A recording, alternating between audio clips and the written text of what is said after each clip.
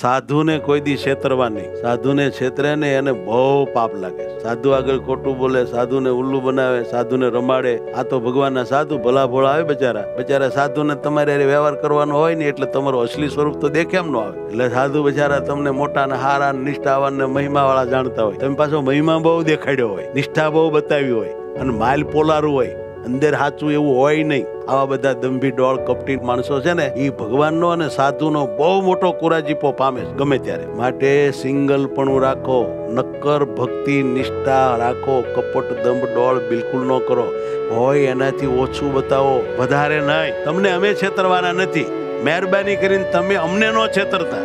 હાથ જોડીએ, તમને પગે લાગીએ. હશે એવું ફોફાવીને કહી દઉં. તમને સારું લાગે, મોડું લાગે, ઠીક પડે, ન પડે, રેવો ભાગી જાઓ, તમારી મરજી. આવો બધો વિવેક શીખીએ તો પાર પડીએ, નહીતર ગમે એને માની થઈ જઈએ, બગડી જઈએ અને કલ્યાણ આપણું પડ્યું રહે ને બીજું થઈને ઊભું રહે.